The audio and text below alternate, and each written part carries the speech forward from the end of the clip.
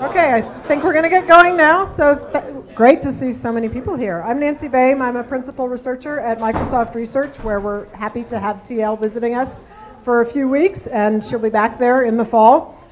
So I get the pleasure of introducing TL. TL is a sociologist who's an associate professor at the Center for Computer Games Research at the IT University in Copenhagen. So she's an American who works in Denmark and lives in Sweden and is visiting us here.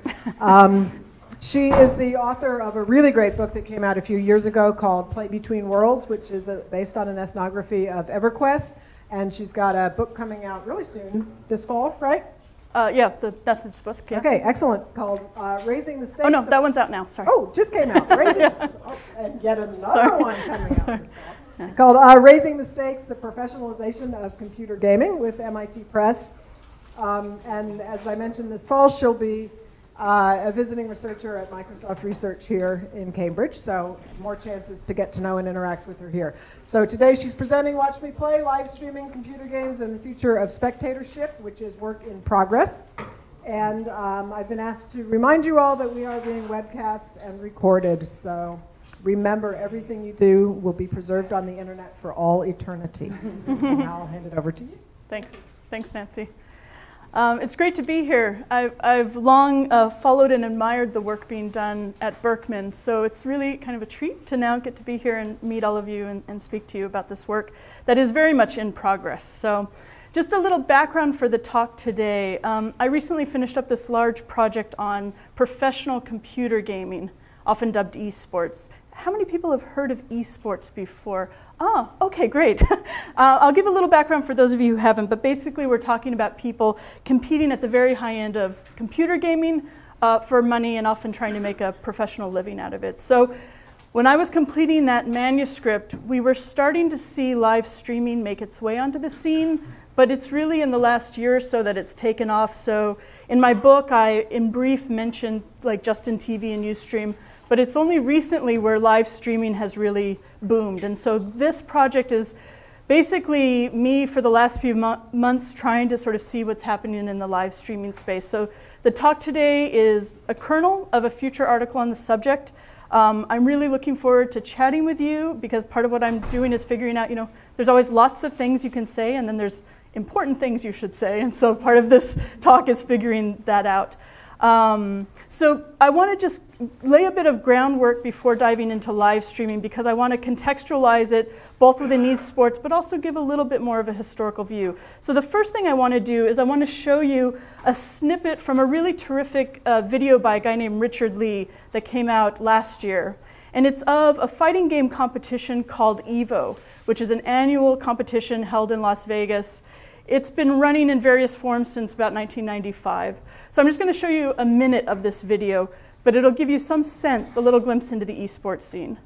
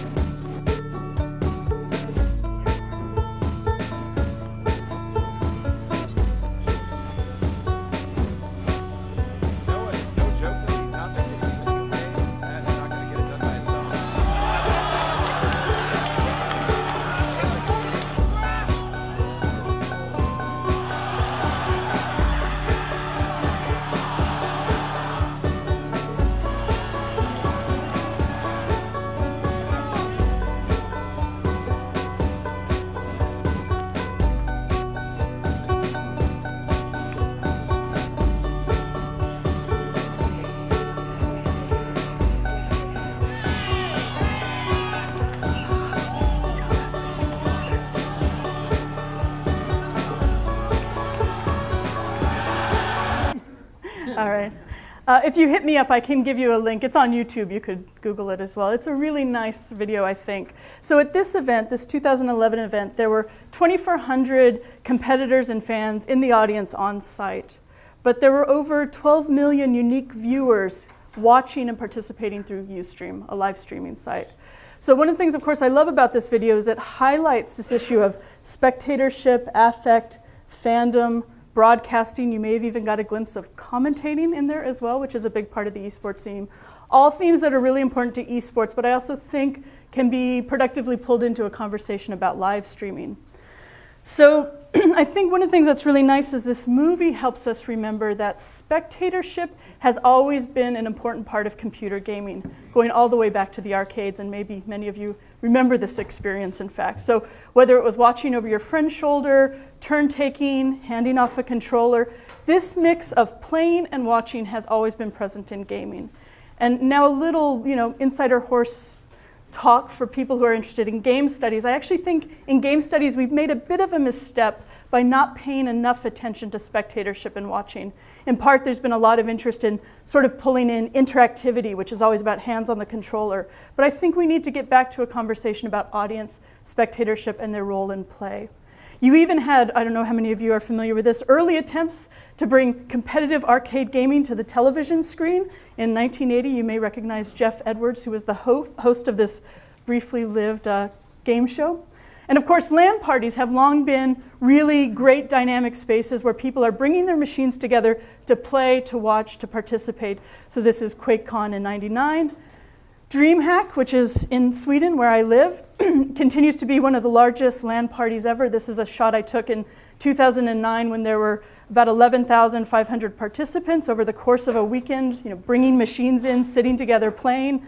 This last winter when we went back, there were 20,000 participants, and they had partnered with Twitch TV, again, a live streaming site that I'm going to talk about today, that brought them 1.5 million unique viewers tuning in to watch the esports competitions happening in those spaces.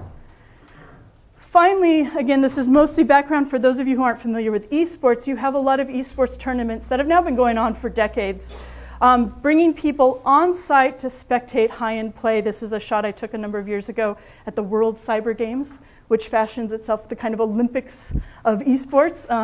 And then those feeds are often piped back to both net-based streaming and traditional television broadcast. In South Korea, there are a number of channels that are dedicated to broadcasting computer sports play. So I think within game culture, we can really easily trace spectatorship, audience, how it's been there present from all the way back to the beginning. And I want to just briefly, I'm now just telling kind of quick and dirty histories to kind of bring threads together, but I just want to mention that there's an important role non-game streaming has played to where we are now in this history to look at Twitch. For those of you who've been playing around online for a few decades, you may remember early forays into live streaming video via programs like See You See Me, right, where you would join what are called reflector sites. You chat with strangers, you chat with friends, think pre-chat roulette, right? And okay, so this is a screenshot I took of, maybe you can tell, this is me and some friends. If you have a sharp eye, you may have noticed that the window behind the See You See Me image was a mud window. And this multiplicity of moving through network spaces was happening already back then with these forms of live streaming. Of course, a lot of that early cam culture spun off into sites like Justin TV, Ustream, Livestream, that offer people venues to do live broadcasting of all kinds of things. I don't know, do any of you spend any time on these sites? A couple, okay. Well, it's worth just checking them out because they're actually pretty fascinating. There's all kinds of like quasi talk shows. There's a lot of live streaming going on. There's a lot of puppy cams. There's always like 5 Shiba Inu puppy cams happening. The Occupy movement also has used live streaming in the last few years to kind of bring together broadcasts of different things that were happening on site. And in fact, if you go to occupystreams.org, it might be, you can see some of those still happening. Okay, so this is a quick and dirty history. Live streaming now meets gaming. And so gamers have been using venues like Justin TV or Ustream to experiment with broadcasting their play. But it's only really in the last year or so that we've seen this boom in gaming broadcasting. So you have particular Twitch TV that was launched in June 2011, which was a spin-off of Justin TV, sort of run by the same folks. There's another site called Own3D that does a lot of it. They've been around since 2009. You also have cloud gaming services like OnLive. I don't know if any of you use OnLive. OnLive is interesting too because it allows you to broadcast your play and spectate other play in real time. So this trend is sort of hovering out there in a few sites. So I want to focus a bit on Twitch, since that Twitch TV, it's a website, since that's a platform I've really been looking at, and it's the one that's gained a lot of traction in the esports scene. I think transforming it in interesting ways and maybe transforming game culture more broadly. So Twitch.tv. Twitch has right now, they put at about 5 million viewers, 5 million gamers monthly visiting the site. It's an 18 to 35 demographic, predominantly male. Average viewers watching the site for about an hour per day. They recently cut some deals with CBS Interactive, and those of you who follow esports, CBS Interactive has become very interested in esports the last couple of weeks and is cutting a lot of deals. I ran across an interesting paper by author Ketui and some co-authors, which was actually titled, "Watch Me Playing, I'm a Professional." So clearly, this author and I are both on the same thread here. So just a few facts about Twitch that they found by doing some mining of the site. They identified the peak audience as Thursday through Sunday. You have a lot of weekend tournaments. Highest activity in the US. The average stream duration is 96 minutes, but there's some variance. Average number of viewers per channel, and this will make sense a little bit more in a couple slides, is pretty low. Maybe 2 people are watching a stream all the way up to 23. But there are a handful of streams that pull in massive viewership, and you'll see that in a minute. The top 10% of streams account for nearly 88% of the views. By comparison, YouTube is, last I read in this paper, YouTube is the top 10% of popular videos aggregate 80% of views, so you can sort of get a sense. And then the final little factoid I wanted to give you is StarCraft 2, if you're a StarCraft 2 fan, pulls in about 35% of the audience, and then games trail off from there. Okay, so when you go to the Twitch TV site, you can immediately see which games are pulling in big spectators. And so you see League of Legends and a number up with a little red icon there. 25,000 people at the time I took this screenshot, which was Saturday afternoon, were watching channels broadcasting League of Legends games. And you can kind of see the scale here. I'm going to give you another one. You can also look at in the individual channel to see if you want to spectate it. So again, you can see here League of Legends with a really big stream, but then all the way down, you start getting into the thousands. There are pages and pages you can scroll through, and many of them are one spectator, none spectator. So there's a real interesting range there. You can see this perhaps a little bit when you look at channels. This is all of the people, 141 people broadcasting League of Legends. And again, you can see the numbers of people spectating in real time. So just as a little quick side note, it's not simply major popular game titles you find. I love this one. I was just trolling around the site and found a guy who is broadcasting his Magic Online play.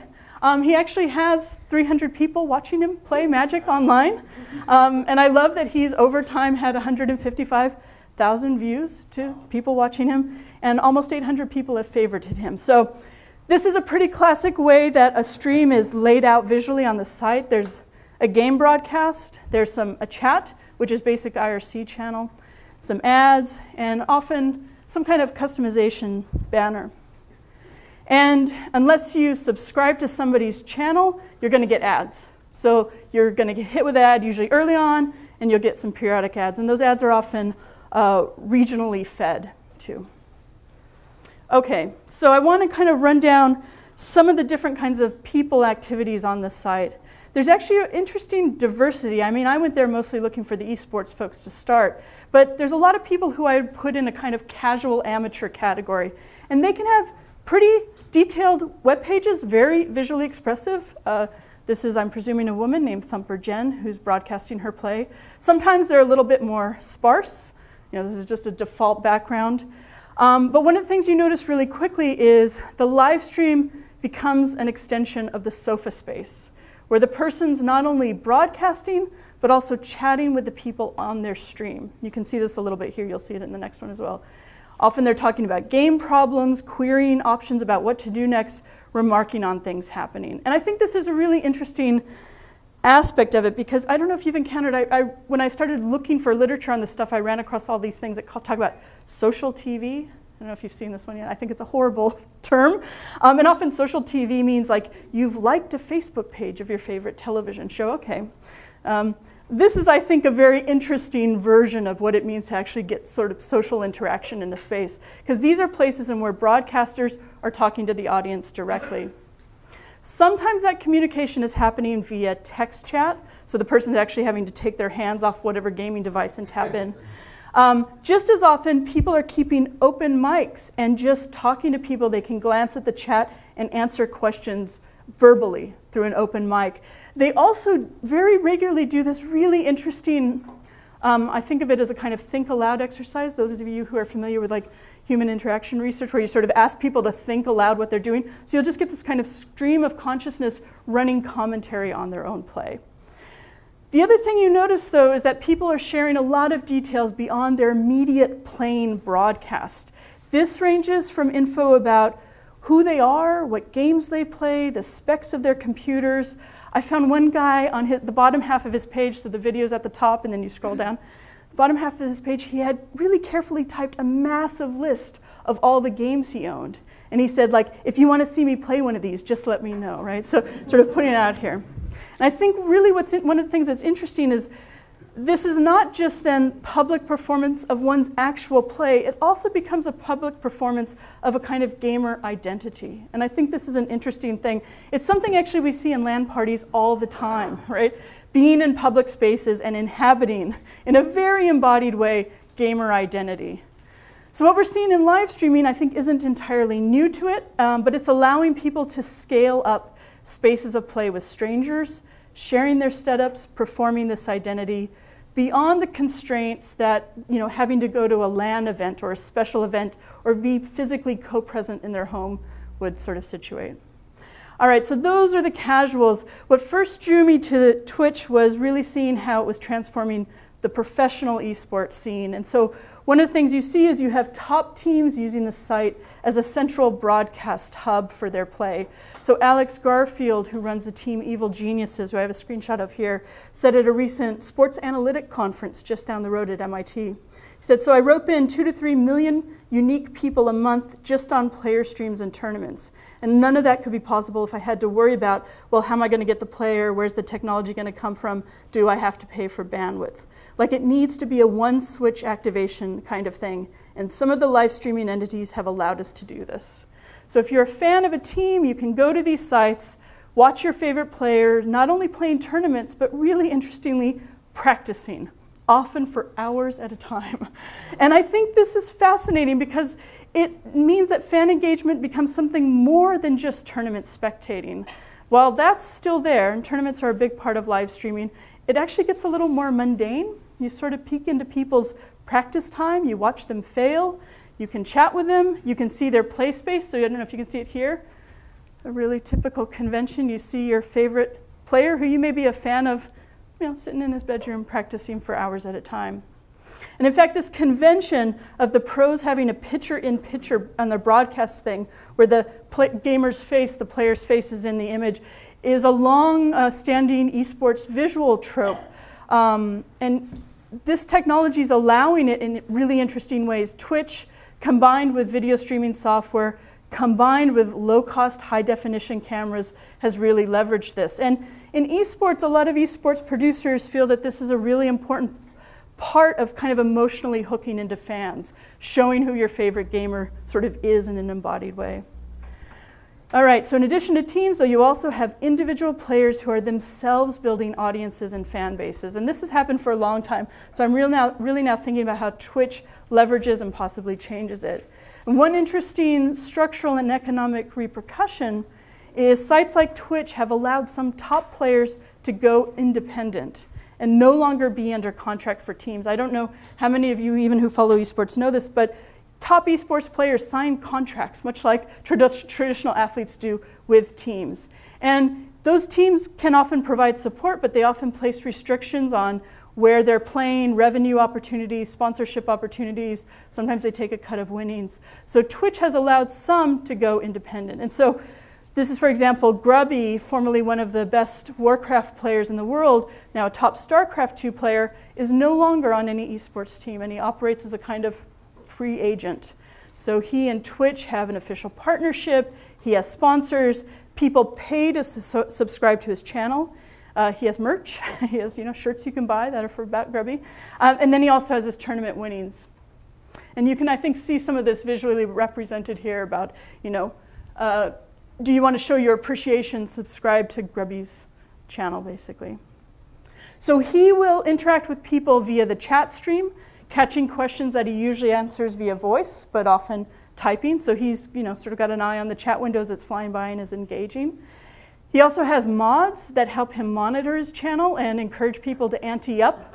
You may note here, a new player, I don't know the percentages, but I know that Grubby wants you to subscribe because it not only gets him money, but it proves to Twitch he's a valuable streamer to be partnered with. So, and the other little thing I want to mention here about Grubby's feed, I don't know if you noticed it, I sort of love it, I think it's terrific. We have his front face view, but he has a second cam on his hands. I don't know if you've ever watched a top RTS player, this is a genre of game, the hand action is actually pretty interesting, so he's sort of really leveraging this kind of putting you there. And of course, like most media entrepreneurs these days, he crosses platforms, so it's not only about building an audience via Twitch, but pulling people in via Twitter, Facebook, and in fact, if you follow someone on Twitch, you can set it up so you get an email when they start broadcasting. So you have this kind of continual media loop experience of fandom and being pulled into the audience. Another set of independent actors really leveraging this space are broadcasters and commentators who've long played a really central role in esports. So these are people who, when you're watching an esports tournament, will do very much like traditional sports commentating, explaining to the audience what's happening.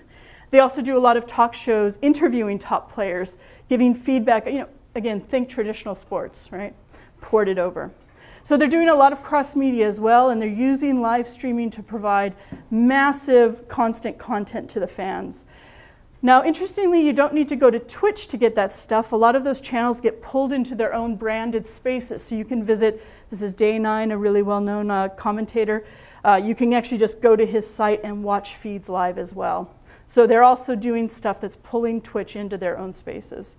And it's interesting because when you talk to the people who've been around in esports for years and years now, they'll tell you about the difficulties early on with trying to do broadcasts with things like Winamp. Maybe some of you even remember these days. And the real struggles around technology, network bandwidth, trying to pull it all together, and the ways Twitch has really changed a lot of this for them. Not just Twitch, but live streaming in general. Technical difficulties, network limitations, cost, the challenge of pulling an audience into a cohesive site has really been upended with a lot of the live streaming, so that a lot of these people can now start building constant audiences that know where to go to find them. Interestingly, though, I think much like those casual players I mentioned in the beginning, these guys are also interweaving audience with community in important ways. And community is a big thing in esports. The scene thinks of itself in terms of communities. So broadcast and interactions become another site of community work. So Sean Plott, who is Day9, said at the same sports analytic conference recently, it ends up not being an audience, it's a community. So there's a hyper-regular dialogue between what you're doing and what the community is doing, and there's like a super thin wall. And I think we could, of course, here nod to perhaps Nancy's work on musicians and their relationships with audiences, but this interrelation between being a broadcaster, but also interfacing with your audience, your community. So, of course, this audience community is the bedrock in which ad revenues and partnerships get built. So it is a monetized community in the end. And I'll talk a little bit more about that.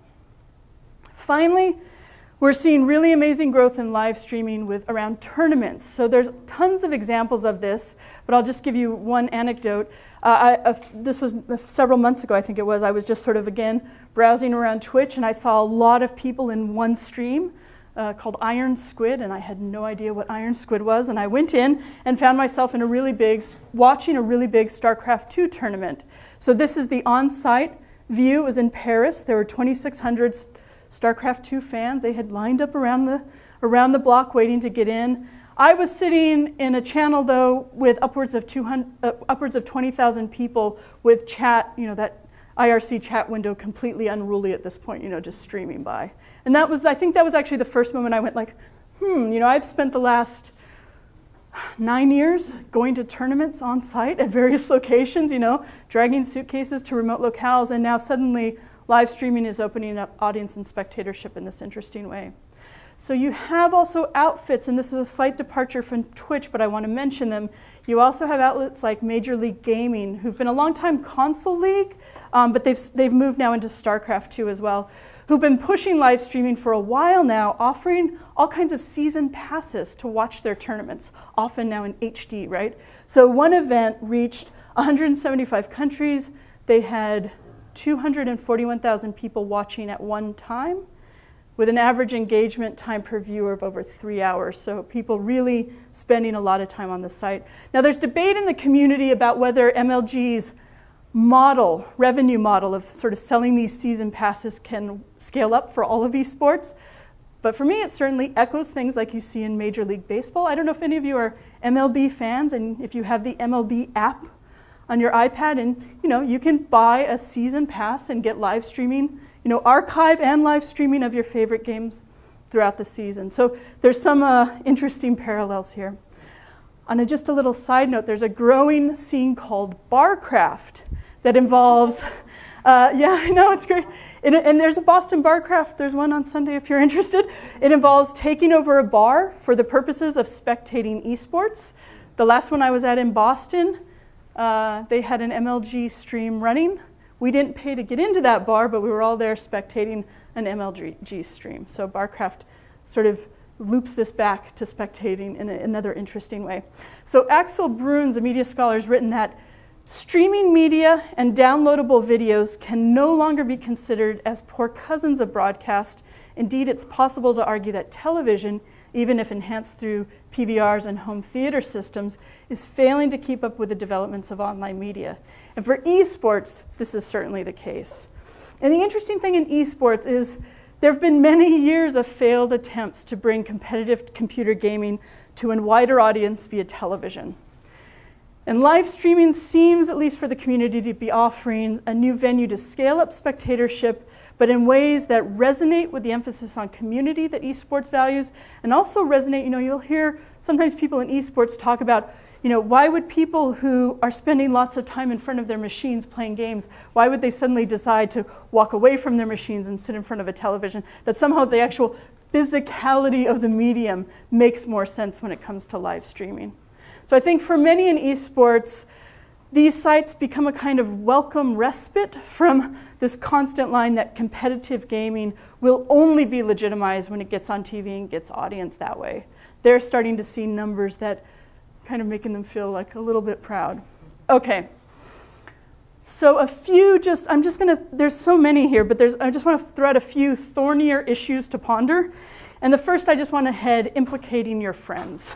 So one interesting thing that happens is when you make your play public is you may also be making the play, and in some cases the identities of your friends public as well, whether they want it or not. Now, I'm showing you a low-res version of this picture. If you saw the original, what you would see is a guy playing WoW, and in the back panel, his friends list, but he's using real ID, so all of his friends' real names are there. All of his whispers and chats are here in this window. Now, I don't know if all his friends are aware of this. Maybe they are, maybe they've signed off on it, but it raises interesting questions about when you publicize your play, how you're expanding the space of public to your friends as well.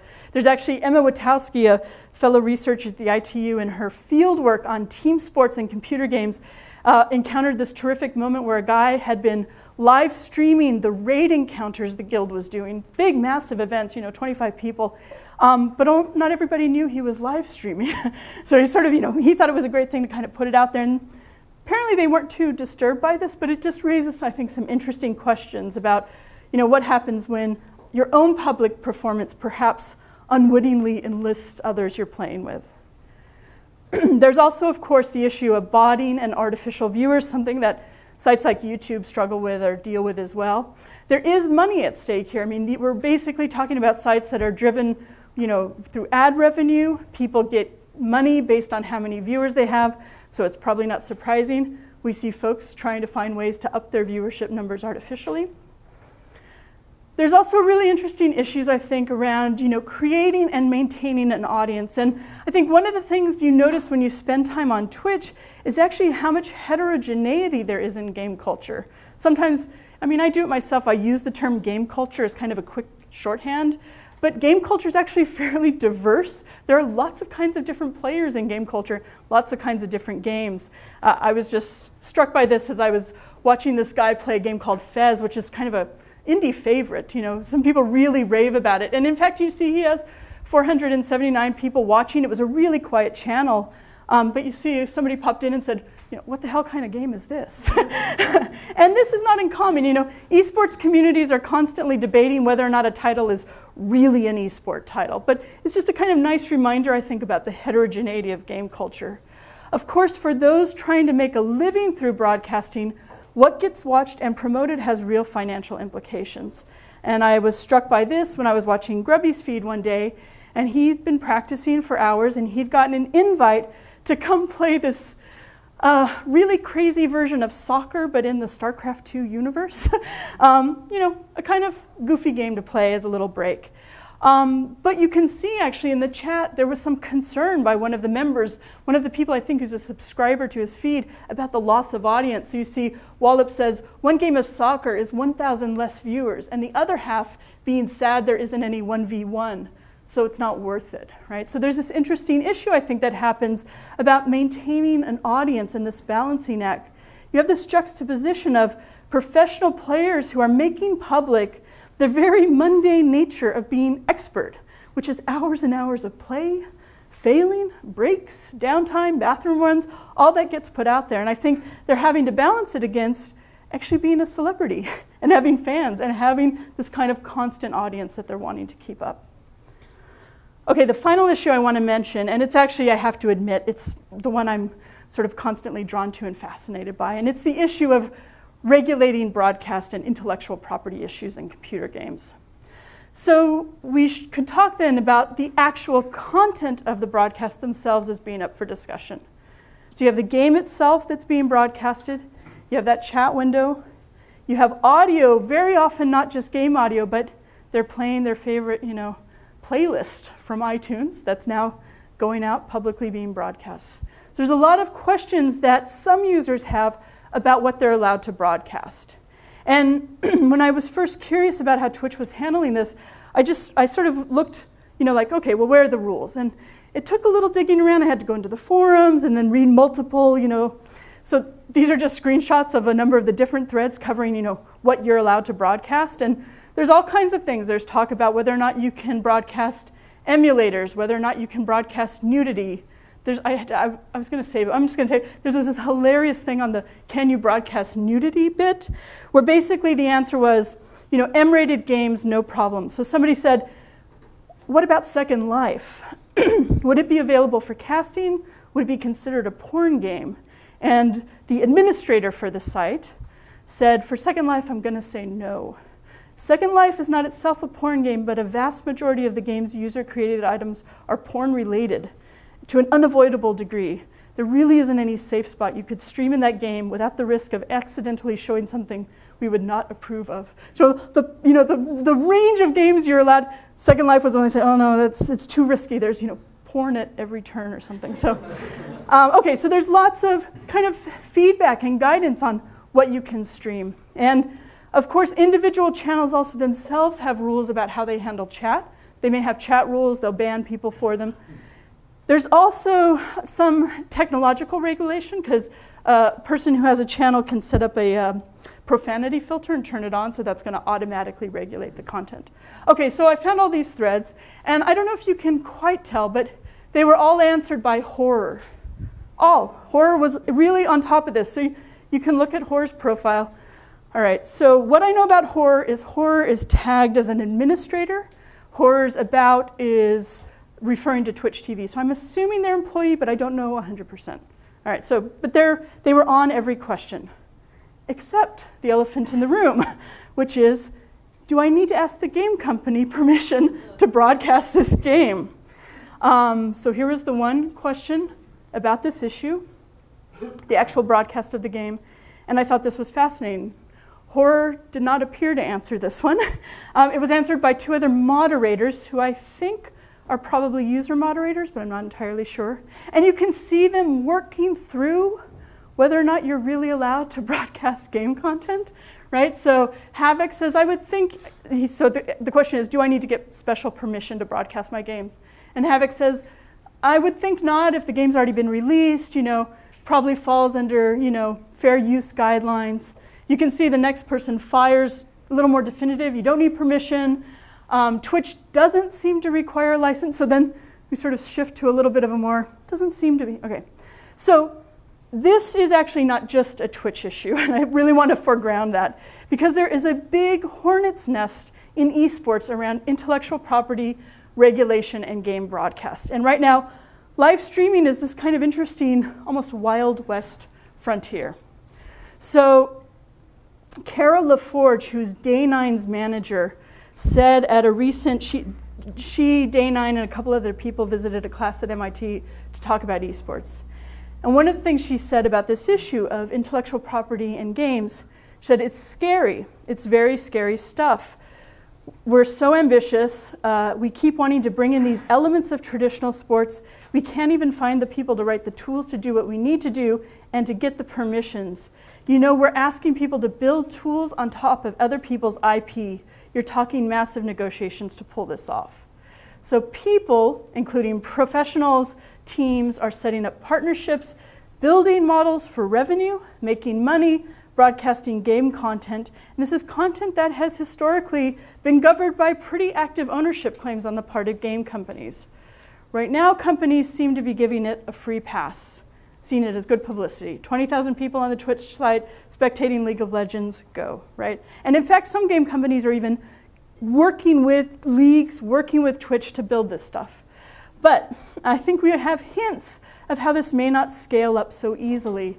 One of the stories I recount in my esports book is of the 2010 skirmish between KESPO, which is the Korean Esports Association, and Blizzard, who ran into some serious head-to-head over licensing and IP issues. Their talks broke down at the time, and Blizzard went with another provider, a broadcaster. They've just now come back to the table and managed to carve out a new agreement. But that incident, to me, highlights that we should probably be a little cautious that this issue is probably not a done deal, because there are big things at stake in the broadcast and licensing of games, I think especially as revenue grows. One of the core issues facing esports and games writ large is, I think, what happens when our new playing fields, albeit digital ones, are produced by companies who have an interest in making ownership claims. And when those companies sometimes assert a right to roll up the playing field in the middle of the game. So right now, live streaming and the actual numbers of people making a profit off it seems to be small enough that this issue of licensing hasn't kicked in. In fact, if you run a tournament over a certain side with a certain prize pool, you'll enter into a licensing agreement.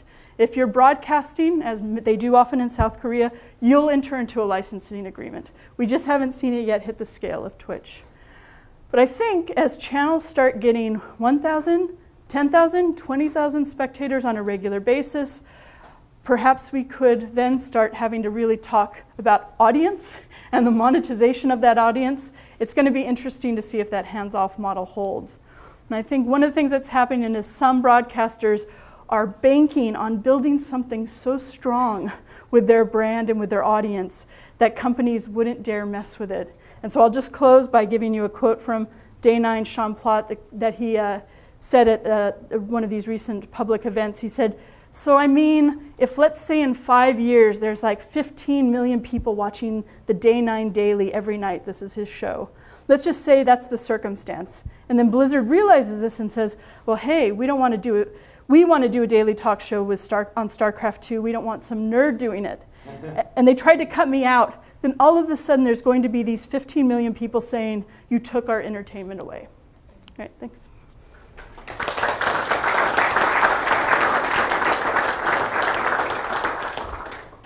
We have a lot of time for talk and questions or whatever. Yeah, thanks. Yeah. Oh. Oh, thank you. So basically all the games you mentioned are PC games. And I was wondering if you see any evolution of these kinds of things that are happening in the PC live stream sphere coming into the next generation of console systems. Yeah. And how those companies will attempt to control that kind of system. Yeah, I mean, okay, so the regulation of consoles is a fascinating hornet's nest of its own, right? Everything from the way hardware encodes and regulates all the way up through sort of software regulation. People do stream console stuff. It's a little more cumbersome. You've kind of got to have other technology intervening. This idea of the social seems to be one game companies, broadcasters, everybody's kind of leveraging in this idea of sharing play. I don't know how much they're going to build this stuff in. E3 is happening right now, so maybe somebody's already heard of some announcement of E3 where they're going to be doing this stuff. But yeah, consoles are an interesting space. They're also an interesting space because they're hooked up to your television, right? So I don't have any concrete data, but certainly on Twitch you can find people streaming console stuff. It just takes a little bit more hacking together. I don't know if that, yeah, thanks. Yeah. Sure. On that last slide, I noticed, I was close enough to see it, that there was discussion about whether it was okay to be streaming unreleased and beta games. And I'm curious, can you talk about that a bit? Yeah, so there's a thread, and they talk about if you're under NDA, you probably shouldn't do it. And a lot of the language is like, you probably shouldn't. You might, you might not want to make anybody angry. It's a rule, but it's a kind of soft rule in some ways. But yeah, there's a whole kind of thing about, be a little careful around these things, don't break NDA. So they clearly want to respect some bounds in relationship with the game company. Yeah, Steve.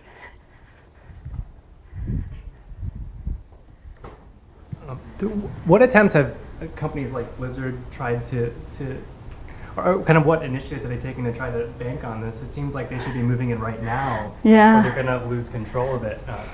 Why aren't they working with these live streamers or trying to make their own networks? Yeah. Blizzard's an interesting company. They've been really supportive of esports in a lot of ways. Like they actually had community managers dedicated to the esports scene, and they do a lot to foster tournaments. They do a lot to support tournaments. I recounted in the book, I had an opportunity twice to talk with, at the time, the community manager for the esports division. And it was a really interesting balancing act because they were really clear that they're a game company, and he would sort of keep saying over and over, like, we don't want to be FIFA. He said this multiple times, right? We don't want to be FIFA. But at the same time, he also sort of expressed concern that players were getting treated well. They want their game to be represented in a particular way in public. So it's this very interesting balancing act. I don't know if they just don't, I don't know what they're thinking, if they don't know how to leverage it, if they don't want to get into it. Right now, they seem to be going the model of partnerships. And that's what they've done for a long time with esports, is let's just find good people to partner with. But if it really scales, I don't know if that keeps being a sustainable model.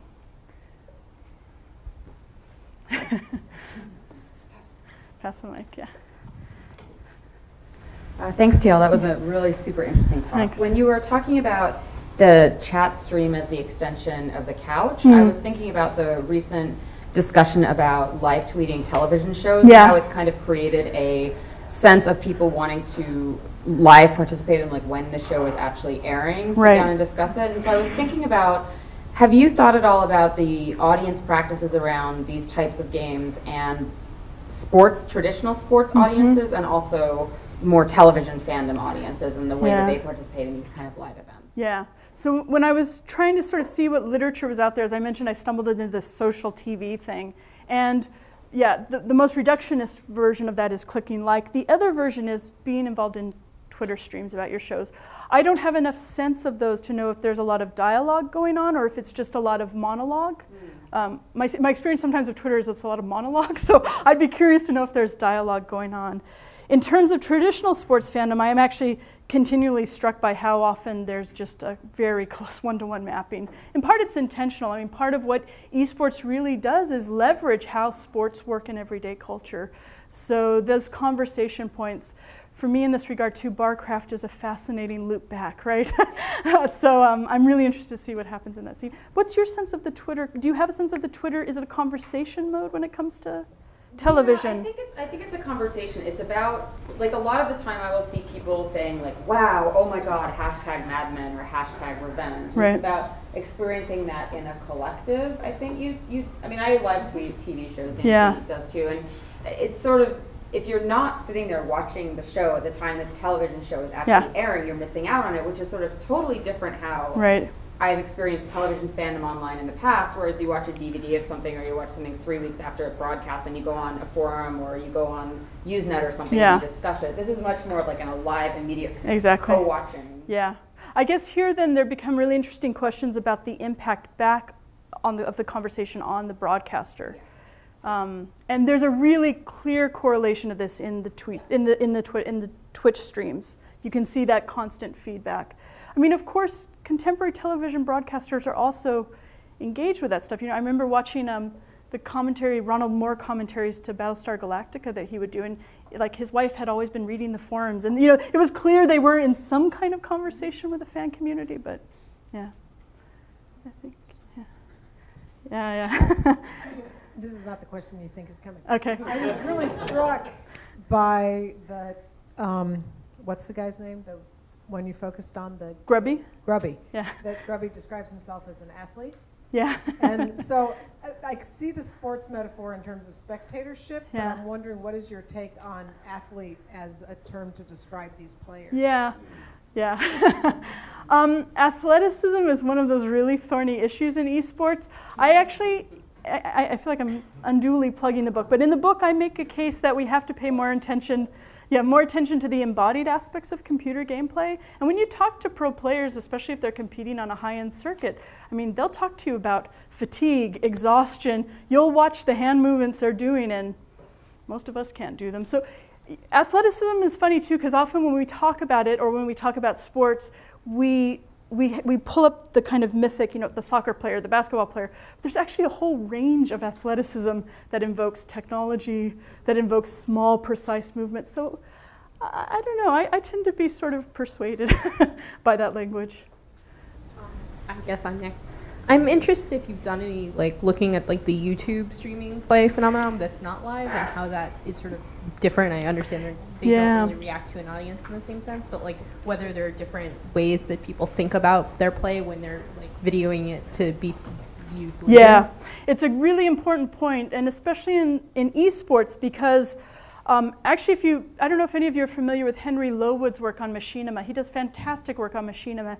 He actually makes an argument that the earliest moments of machinima were actually competitive gamers recording their play and putting it as static, you know, video on demand, VODs for other people to use. And recording your play has a really long tradition in esports, both for being able to spectate after the fact, but also as training, as watching videos of the competitor you're coming up to in a month so you can prep. So yeah, it's something I haven't, and if people have tips on good literature that would help me into that space, I'd be really grateful, because I think, yeah, this does not appear out of nowhere, right? It actually comes from a long tradition of using video in interesting ways. So yeah, thanks. It'll work its way over there, I guess. It seemed like a lot of the live streaming, it was very kind of static in the sense that you saw what the person who's playing the game sees. Yeah. But I know that a lot of these clients, they have, like, it's all in logs, and you can go back and watch it, Yeah. and you can go from any perspective and anything else. I'm wondering if there's been any of that worked into the field. Absolutely. So this is where I'm a little bit kind of flattening things a bit for the purposes of this talk. If you follow a channel that's broadcasting a tournament, very often tournaments, some are quite heavily produced, others less so, where you will have multiple camera perspectives. They're jumping across people's different PCs. They may even have, very often, they have a commentator PC that's following the action in a certain way. So you really have this range from, you know, I mean, I'm doing it now to just kind of figure out how the site works. You know, I have my Diablo 3 feed up, and it's just that, all the way up to very heavily produced. And that's something that's been around in esports for a while now. Of course, one of the things you often hear people talk about in the scene is just about, you know, how much easier it has gotten to sort of do these kind of massive production stuff. And also, as game companies tune into the fact that, oh, maybe we should put a spectator mode in our game. You know, not all games do that, and that actually changes then the possibilities for audience. So. Well, I was wondering if there was any, like, the audience itself ever was given control in the stream. Oh, yeah. Well, okay. You can see it from the perspective that you want. Yeah, so the thing you mentioned about log files, you know, in some games it's possible to basically download the data of that session and replay it, rewatch it. And that becomes a way in which you can sort of inhabit your own producer seat, right? I actually think that's happening I want to say that's happening a bit less now. These sites have actually made it so much easier to pull people to one place where there's a stream happening. I remember when I first started doing esports, yeah, sometimes you had to go through these really crazy backflips to try to figure out where's that file and how do I get it, and now I've got to open up, you know, Counter-Strike. And so, yeah, I think it's changing a little bit, actually. So I think here, and then, so we make sure we get you, yeah. Yeah, you first, sorry. So I'm wondering if you've seen a modification in fanish behavior with the streamings, but you have so much more content that you could then riff off of in fanvids. Yeah. No, it's an interesting lead to look at. So fans certainly, can you say re-spectate? Fans certainly talk together about matches and rehash moments textually. Maybe they do screenshots. Of course, people who do more professional commentating could relook things. It would be interesting to see actually if this changes in some way. Yeah, that's I don't know. I haven't thought of, yeah. It's a good tip. Right behind you. Yeah, right behind you. I was wondering if you'd looked at any sort of parallels between the growth of the professional poker and taking over ESPN, sort of another thing that's not traditionally considered a sport or for athletes, and how that compares to online. Absolutely. So in the esports community, amongst people who are trying to bring esports to the masses, poker is a huge story. It's a huge waypoint because it brings something that hadn't been on TV before. It gets massive audiences, and people often remark about, you know, the really crucial invention of the lipstick or the pocket camera, allowing you to see people's hands at the poker table, right? So a lot of the people, when I did my field work for the book, a lot of the professional outfits who are developing to bring things to broadcast television really use poker as this huge waypoint. And there's also this funny corollary, which is there's a number of top esports players who are also top poker players. And sometimes esports players retire to become top poker players. So there's some kind of interesting link there. But yeah, it's a really important, you know, any of those activities that are often thought of as either lifestyle sports, so volleyball is another one that can sometimes get invoked, lifestyle sports, or, you know, BMXing, UFC is another one that the scene talks about a lot. All of these become kind of like, well, if they could do it, maybe we can sort of leverage ourselves.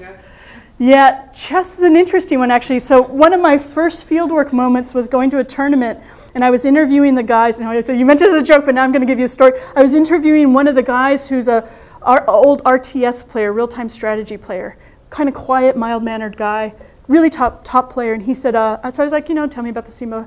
He's like, well, you know, we're the RTS players. We're like the chess players of the scene. And then he pointed to a Counter-Strike team, which is a 5-person, first-person shooter. And he started to say, like, those guys are like the football players. We're the chess players. So, yeah, these things get evoked in interesting ways. All right, so let me take this gentleman because he's been waiting, and then we can cycle back.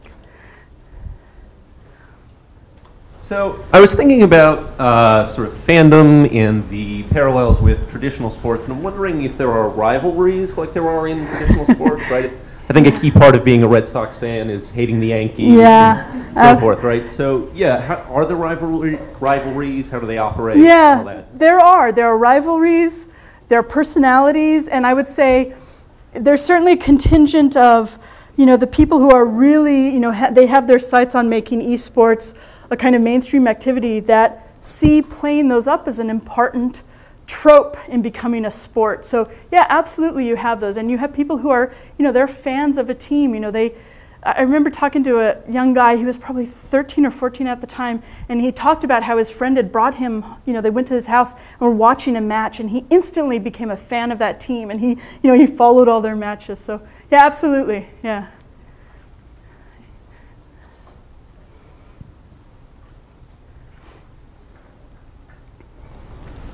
I'd like to know, has contract bridge come in yet? Yeah, bridge is an interesting one because bridge, it's funny, I don't know if it's still up there, but there was a period maybe 5 years ago where if you went to the page to see the Olympic Committee's sort of sanctioned sports, bridge was on there, right? And so bridge is actually, it doesn't get talked about a lot, but I always found it interesting because it's one of those things we often don't think of as a sport, but you know, for some in that community, they want to kind of put it up to that level. So Absolutely, absolutely, yeah.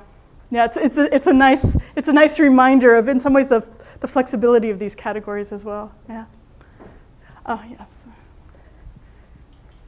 Oh, thanks. Really interesting talk.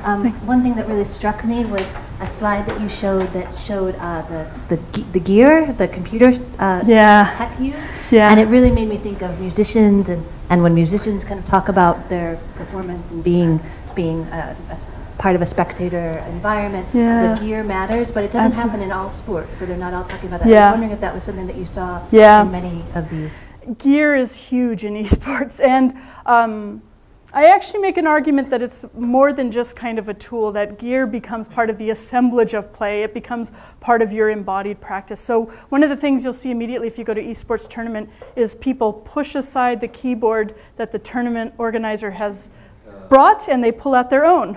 And they pull out their own mouse, and they pull out their own mouse pad, and all of these things become really important to how play gets performed. And for me, this is a really crucial issue because it means we can't just look at the software product itself to tell us how play is going to unfold. There's lots of other stuff, including material artifacts, that play a really important role.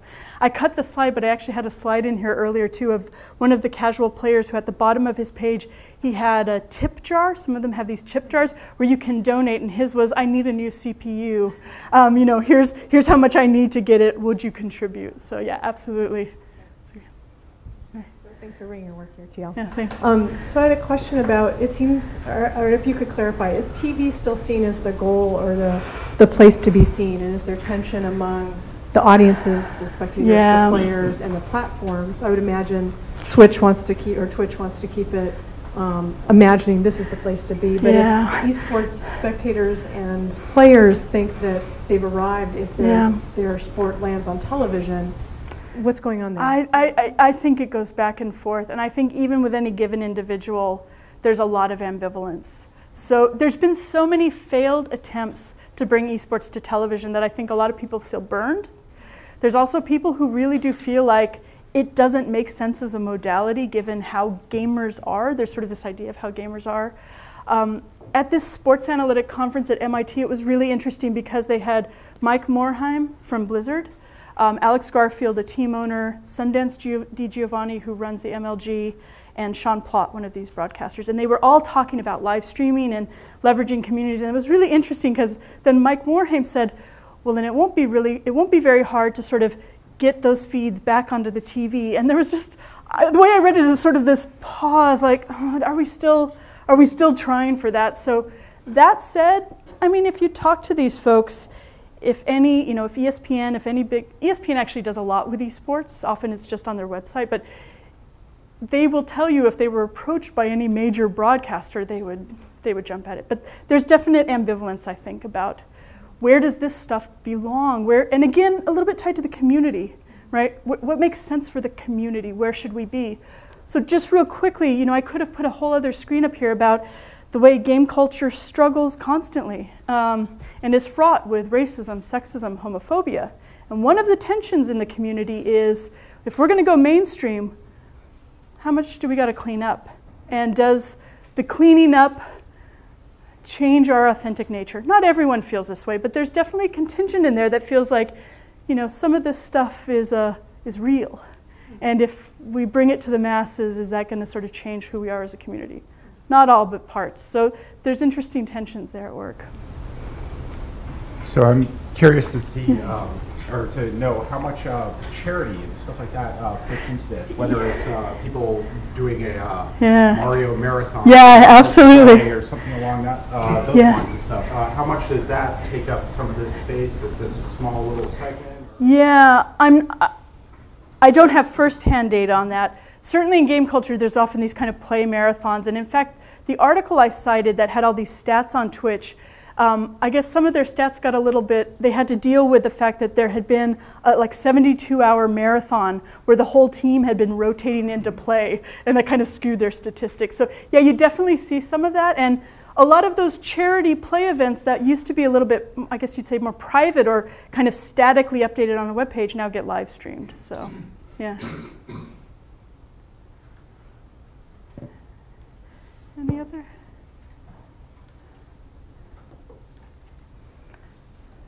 All right. Yeah.